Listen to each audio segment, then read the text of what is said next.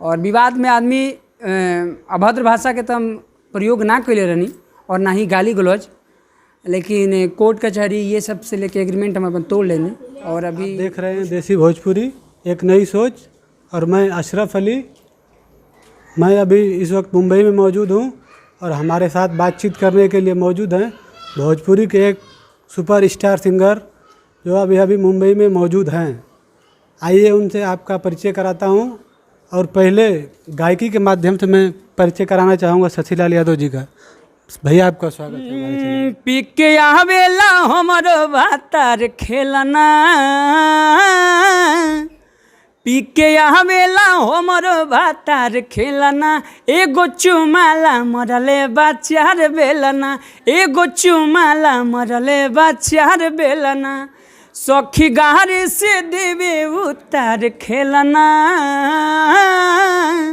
सखी गारी से देवे उतार खेलना, एगो चुमाला मरले बाचार बेलना, एगो चुमाला मरले बाचार बेलना।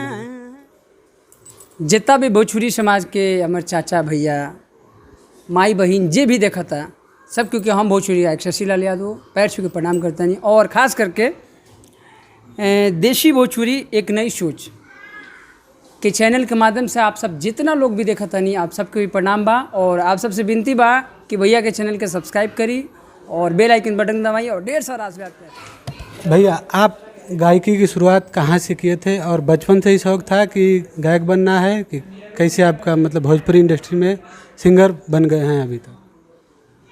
अगर हमें स्टार्टिंग से बताई तो ये तो हम 5वां में जब पढ़ते रहनी, हमके लगा था कि 9-10 बरस के हम रहनी, तो वो टाइम से एक बचपन से ही रहा कि हम गायक बने और अभिनेता बने।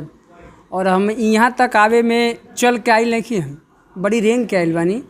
एल्बम लाइन में आदमी बहुत ज़्यादा स्ट्रगल कैले बा और ये पहला हमार फिल्म बा जो कि हम भी हमनी मुंबई में शूट करता नहीं, और बहुत ही ज़्यादा मेहनत करके अभी इतने एक शब्द में हम आप सबके बतावे के चाहे कि हम चल के नहीं खेल यहाँ ले, बहुत रेंग के आइल बनी, बहुत ज़्यादा ही दुख कटले बनी और तब हम यहाँ ले पहुँचल बनी। और आप सबके आशीर्वाद दुरा चाहिए, आप सबके आशीर्वाद के बदौलत क्यों कहीं से कहीं जा सकेला, और आप सबके आशीर्वाद के बदौलत सब कुछ अधूरा बा।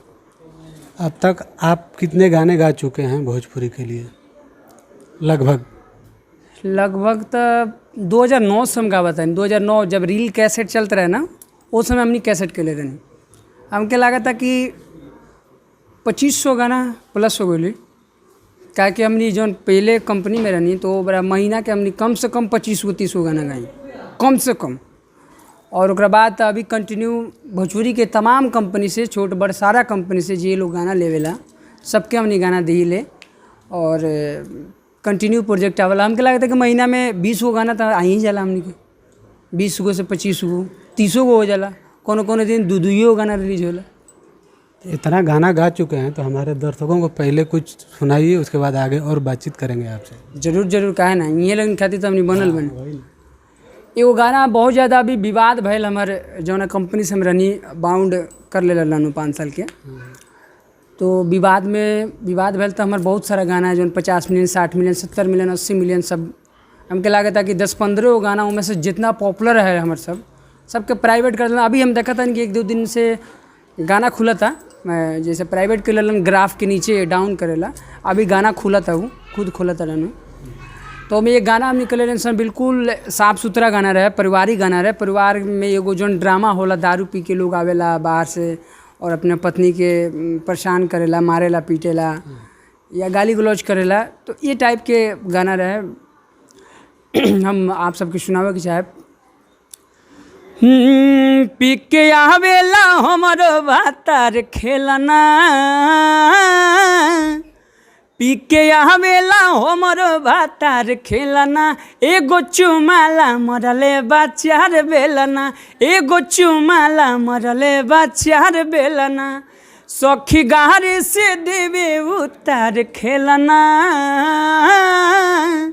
सखी गारी से देवे उतार खेलना, एगो चुमाला मरले बाचार बेलना, एगो चुमाला मरले बाचार बेलना। बहुत अच्छा। ये गाना तो लगभग बहुत धमाका मचाया था, हमको जहाँ तक ये अंदाजा है। 2019 में हमने तो पूरा बिहार भ्रमण करते रहनी। अभी तो ये पहला मूवी बा, अभी तो ये स्टार्ट बा हमार, लेकिन एल्बम लाइन में आदमी काफ़ी समय से बा और आदमी सीखे के चाहेला। अभी हम कौन बड़ कलाकार बानी सुना, लेकिन बिहार के कोनो ऐसा डिस्ट्रिक्ट ना हो कि 2019 में ये गाना कोनो अगर बारात में ना बाजे तो बरतुए सफल नहीं। हम लोग के तो यूपी में भी बहुत गाना बजा था। आप एक बार 8 महीना पहले या 9 महीना पहले कुछ परेशानी में थे, क्या परेशानी था थोड़ा एक 1.5 साल पहले हो गए। वो आपसे बतौले नहीं है ना कि जब हम जो ना पहले कंपनी से रहे ना, वो कंपनी जैसे डार्क में करके एग्रीमेंट कर ले लेन, और हम आज भी वो व्यक्ति के इज्जत करी ले। और कहीं ना कहीं हम इतने बात कहे के चाहे कि वो कंपनी के बहुत ज़्यादा एहसान भी है बा हमारा पे। अब वो हमनी के एहसान कलाकार के मानस चाहना मानस का कि दोनों हाथ से रोटी पाकेला। तो हमनी सभी कलाकार 3-4 को कलाकार हमनी रहनी और रगड़ के हमनी मेहनत करी कंपनी ला। कंपनी बिल्कुल छोट रहे, 7,000 सब्सक्राइबर है, जो उनके हमनी के 2 गो चैनल हुआ मिलियन में बा अपना नाम से। अभी नाम चेंज हो गया बा और आदमी काफ़ी कंपनी ला मेहनत कैलक। तो विवाद थोड़ा सा भैल और आज भी हम वहाँ के मिले नहीं तो हम पैर छू के प्रणाम करनी, सर बोले नहीं, और वहाँ के आजीवन सम्मान करें हम। और हमसे बड़ बानी, पिता तुल्य बानी। और विवाद में आदमी अभद्र भाषा के तो हम प्रयोग ना कैले रहनी और ना ही गाली गलौज, लेकिन कोर्ट कचहरी ये सब से लेके एग्रीमेंट हम अपन तोड़ लेनी और अभी खुश बानी हम और अभी सभी कंपनी ला काम करते हैं। अगर आदमी के अंदर कलाकारी है तो क्या कंपनी मायने रखता है, या कलाकारी है तो अपने दम पे आगे बढ़ सकता है? इसके बारे में अपना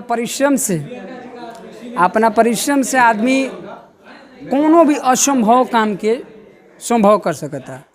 अगर आप में टैलेंट बा, आप में अब टैलेंट हो के मेहनती ना हो कि सुस्ती हो कि तो का कर पाए बा। टैलेंट माता सरस्वती खूब बढ़िया और वह आवाज़ ले बड़ी खूब बढ़िया सुर में बानी, खूब बढ़िया सुरीला गाई ले, लेकिन वह अगर मेहनत ना करे तो पब्लिक के पास गाना ना जाए। आप जाहिर सी बात बा कि कोई भी कंपनी आप में पैसा लगाएगी तो आपसे 2 रुपये कमाएगी तभी पैसा लगाएगी, जाहिर सा बात बा। तो मेहनत तो जरूरी।